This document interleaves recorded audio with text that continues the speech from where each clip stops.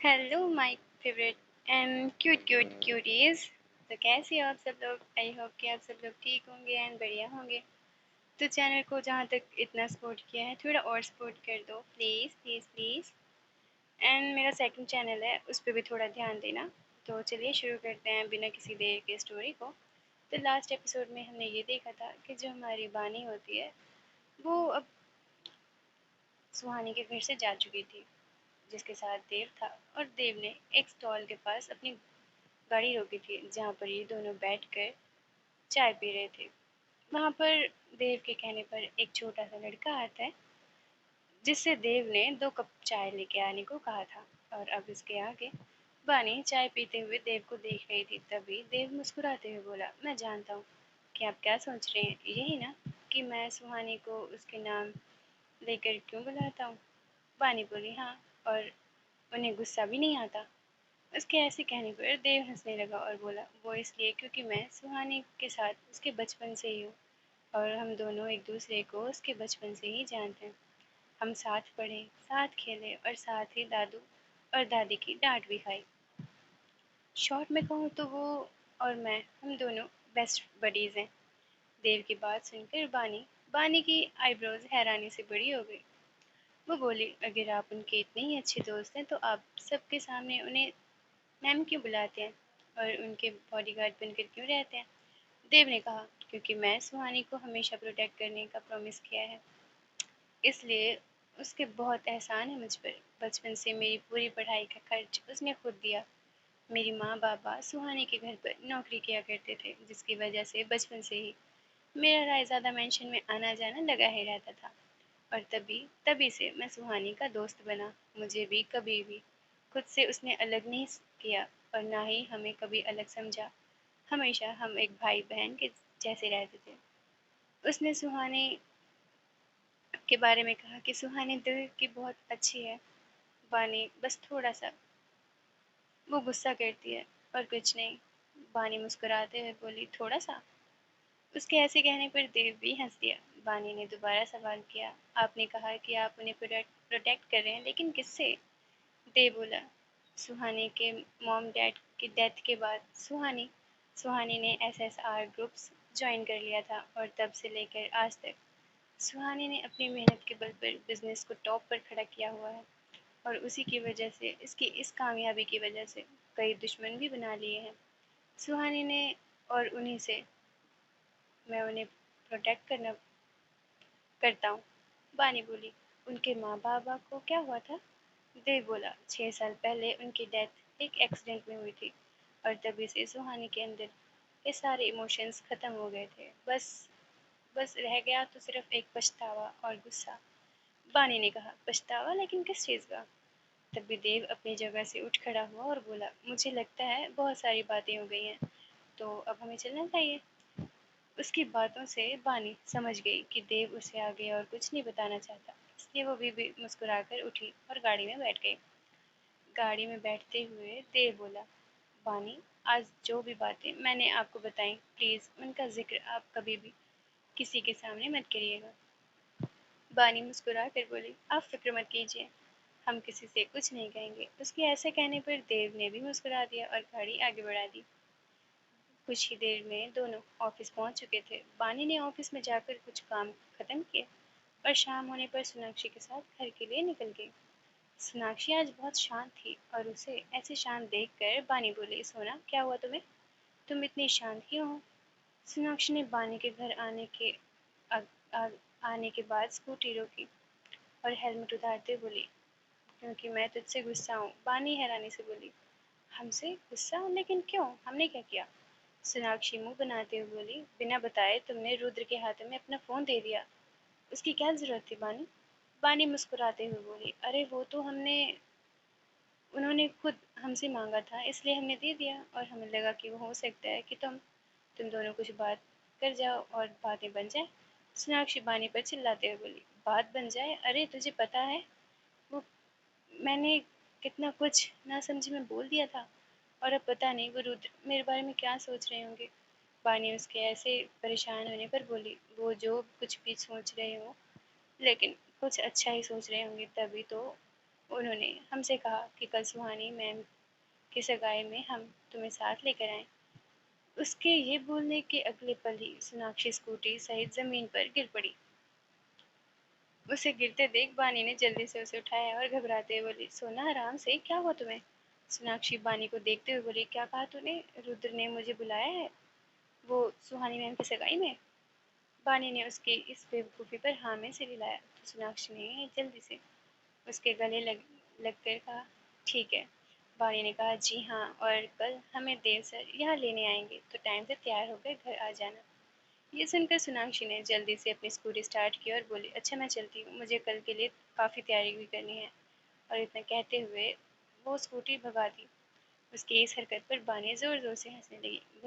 घर आने के बाद बानी बिना किसी से कोई भी बात किए सीधा अपने कमरे में चली गई। और ये बात सुमित्रा जी और आयुष दोनों को ही काफ़ी अजीब लगी, क्योंकि हमेशा ही बानी जब भी घर आती थी तो सबसे पहले आकर अपनी माँ के गले लगती थी और आयुष से उसके पूरे दिन के बारे में पूछती थी।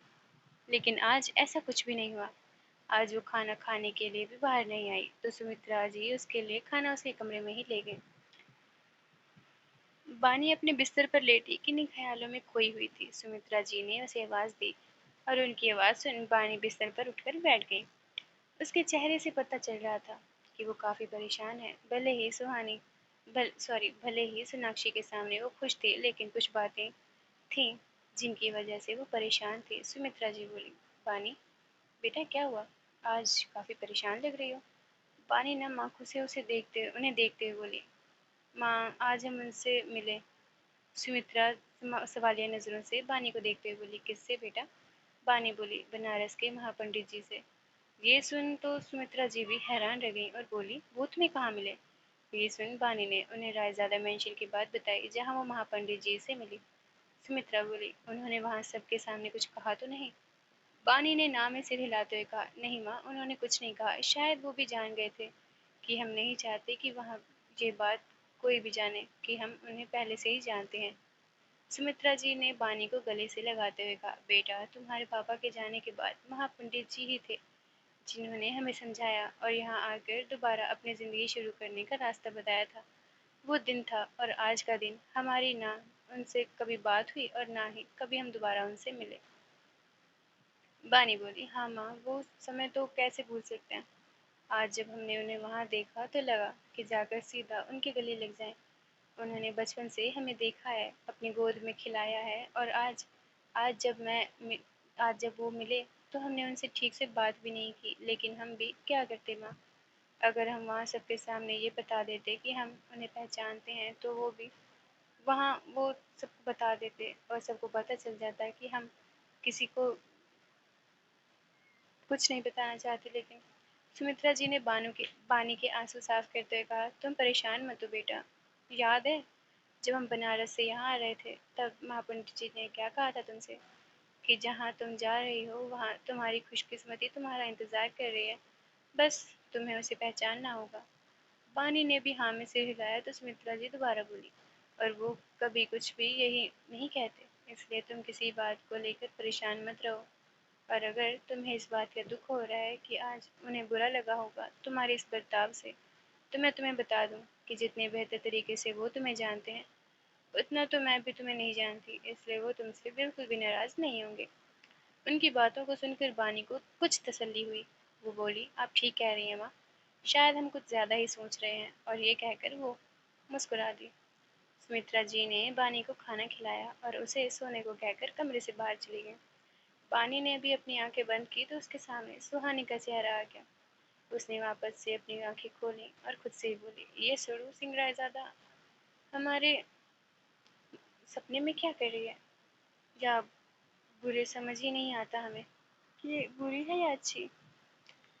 जैसे आज देव सर ने बताया, उसे सुनकर तो यही लग रहा है कि ये काफ़ी अच्छे दिल की हैं, लेकिन हमारे साथ इतने सड़ू क्यों रहती हैं? उसने फिर उसने आज स्टडी रूम की बात याद की जब सुहानी ने उसे चोट लगने से बचाया था।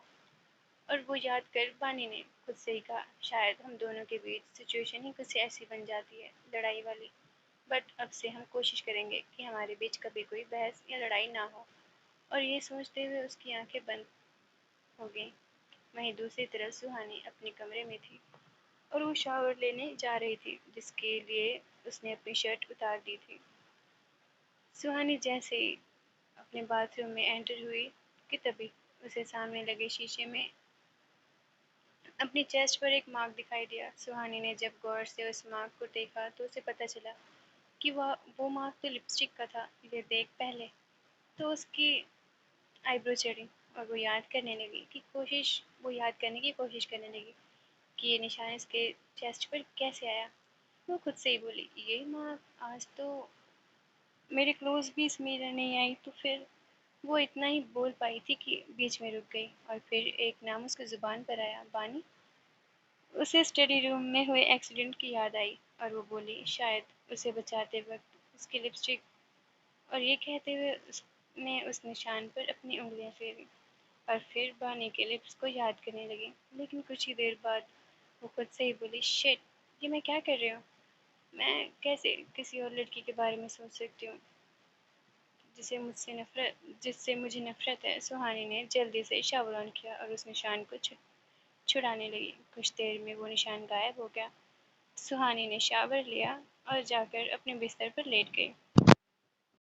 वहीं सोनाक्षी भी काफ़ी प्यारी लग रही थी। उसने एक वाइट कलर की ड्रेस पहनी हुई थी, अपने बालों का क्यूट सा बन बनाया हुआ था और वो भी बहुत प्यारी लग रही थी।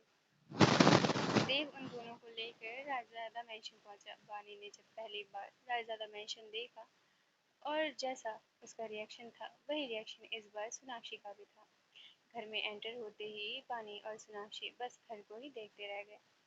बानी ने जब घर दिन में देखा था तो वो खूबसूरत लग रहा था, लेकिन इस वक्त रात की रोशनी में वो घर किसी स्वर्ग की तरह लग रहा था। और वहाँ इतने सारे मेहमानों को देखकर उन दोनों को काफ़ी अजीब लग रहा था, क्योंकि वहाँ सब लोग बड़े बड़े घर से थे।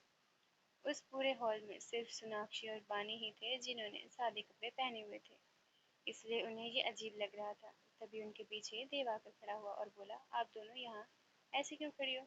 सोनाक्षी बोली, वो सर, यहाँ सब लोग ने इतने महंगे और डिज़ाइनर कपड़े पहने हैं और इन सब के बीच हम दोनों। वो इतना ही बोल पाई थी कि देव उसकी बात पूरी करते हुए बोला, काफ़ी खूबसूरत और यूनिक लग रहे हैं। ये सुन दोनों ने देव की तरफ देखा तो देव मुस्कुराकर बोला, पूरे पार्टी हॉल में अपनी नज़र दौड़ाइए और फिर मुझे बताइए कि क्या आप लोगों को खुद से ज़्यादा खूबसूरत कोई नज़र आ रहा है। तभी सोनाक्षी ने एक नज़र पूरे हॉल में दौड़ाई और चहकते हुए बोली, कोई भी नहीं, सच। वानी हम दोनों वानी हम दोनों से ज़्यादा अच्छा तो मुझे कोई भी नहीं लग रहा। उसकी बात सुनकर वानी मुस्कुरा दी। तभी सामने से दादी आती हुई दिखाई दी। उन्होंने बानी को देखा। बानी मुस्कुरा दी। दादी ने मुस्कुरा कर उनकी तरफ देखा तो बानी ने उनके पैर छुए तो दादी ने भी उसे अपने गले से लगा लिया। बानी ने सोनाक्षी को दादी से मिलवाते हुए कहा, दादी, ये हमारी सबसे अच्छी दोस्त है। ये भी हमारे साथ ही उसी ऑफिस में जॉब करती है। सोनाक्षी ने भी आगे बढ़कर दादी के पैर छुए तो उन्होंने भी उसे आशीर्वाद दिया। फिर मुस्कुराते हुए दोनों से बोली, बेटा, तुम अच्छे से एंजॉय करो पार्टी, और कुछ चाहिए हो तो अक्षिता को बता देना। ओके। बानी ने हाँ में सिर हिलाया और दादी वहाँ से चली गई। वहीं कुछ दूर पर खड़ा रुद्र, जिसने अभी बानी और सोनाक्षी को देखा था, वो भी उनके पास आया और बानी से बोला, हेलो बानी, कैसी हो आप। बानी ने मुस्कुरा कर कहा, हम बिल्कुल ठीक हैं। तभी बानी उठाया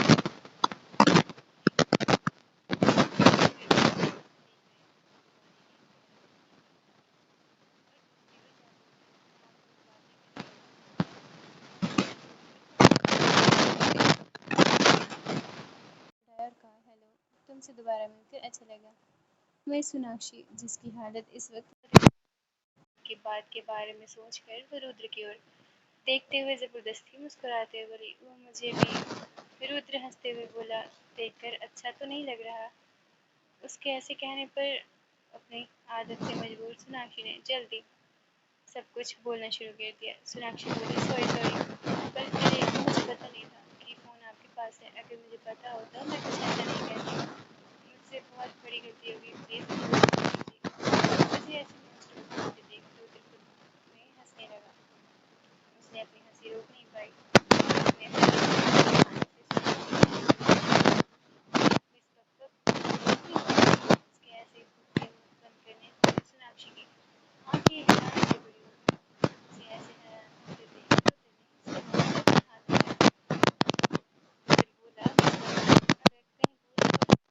तुम तो गोल्ड मेडल लेकर आओगी।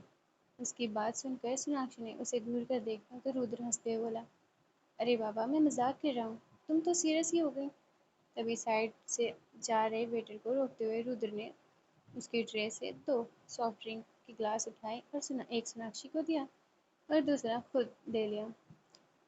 सोनाक्षी ने भी उसके हाथ से वो ग्लास ले लिया और बोली, वैसे जेन्युइनली मुझे आपसे सॉरी बोलना था कल की हरकत के लिए। रुद्र बोला, सॉरी। रुद्र मुस्कुराते बोला, ओ प्लीज़ उसकी कोई ज़रूरत नहीं है, मुझे आपकी इतनी तारीफ सुनने की आदत है। बहुत से फैंस हैं जो मेरी तारीफ करते हैं, इसमें मेरे लिए कोई नई बात नहीं है। सोनाक्षी ने स्माइल करते हुए कहा, हाँ आपको तो आदत ही होगी। और इतना कहकर वो चुप हो गई। रुद्र उसके चेहरे के एक्सप्रेशन को अच्छे से देख रहा था और उसे पता चल गया था कि सोनाक्षी को उसका थोड़ा बुरा लग गया। तभी वो बोला, हाँ बस अगर कुछ नया हो तो मुझे आज तक कोई लड़की इतनी अच्छी नहीं लगी जितनी तुम लगी हो। उसकी बात सुनकर सोनाक्षी ने हैरानी वाली नजरों से रुद्र की तरफ देखा। रुद्र उसी की तरफ देखकर मुस्कुरा रहा था। सुना रुद्र ने सोनाक्षी का हाथ पकड़ते कहा,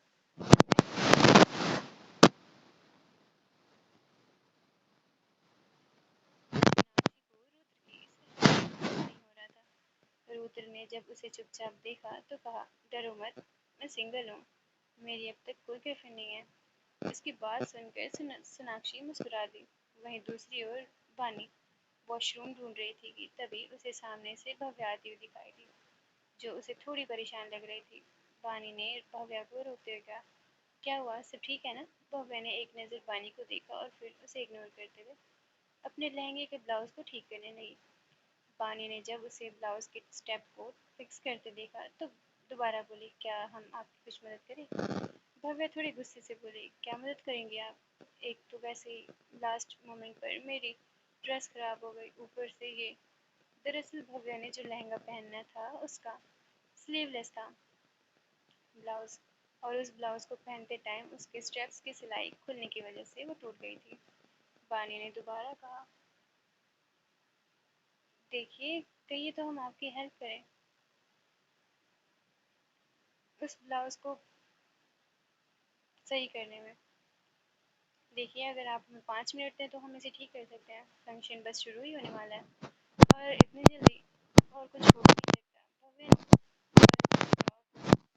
कह तो ठीक रही है। फिर उसने बानी की तरफ देखा और कहा, क्या आप इसे ठीक कर सकते हैं? बानी ने मुस्कुराकर कहा, जी हाँ। ये सुनकर भव्या बानी अपने कमरे में ले गई और एक नौकर से अपने सुई धागा कमरे में ही मंगवाया। बानी ने सुई धागे की मदद से भव्या के ब्लाउज को बिल्कुल पहले जैसा ही कर दिया। और उसकी खुशी से बानी को अपने गले से लगा लिया और बोली, थैंक यू सो मच। आप नहीं जानती कि आपने मेरी कितनी बड़ी हेल्प की है, और अगर आप नहीं होती तो मुझे कोई पुरानी ड्रेस ही पहननी पड़ती। और आई एम रियली सॉरी कि मैंने आपसे कॉरिडोर में इतना रुक कर बात की। बात सुनकर बानी बोली, इट्स ओके, हमें बुरा नहीं लगा। तभी भव्या के कमरे में मेड आई, मैडम दादी ने सुहानी मैम को बुलाकर लाने को कहा है। ये सुनकर भव्या ने कहा, ओके तुम जाओ, मैं अभी बुला के लाती हूँ। इतना सुनकर मेड चली गई। तभी भव्या के फोन पर किसी की कॉल आई और उसे देख भव्या, प्लीज।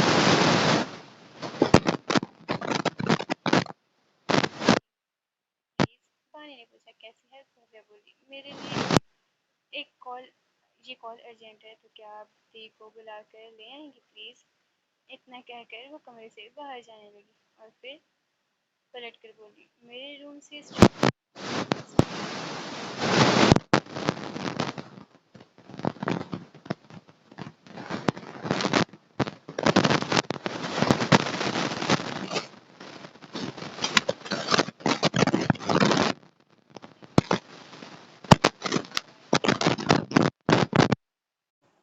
तो अब क्या करेगी वानी? क्या वो जाएगी सुहानी के रूम में? क्या रुद्र सोनाक्षी के लिए सही है? क्या सच में रुद्र सोनाक्षी को पसंद करने लगा? या ये सिर्फ एक अट्रैक्शन है? आगे जानने के लिए सुनते रहिए हमारी स्टोरी। अच्छी लगी तो स्टोरी को लाइक करना, चैनल को सब्सक्राइब करना मत भूलना। Okay then, Tata.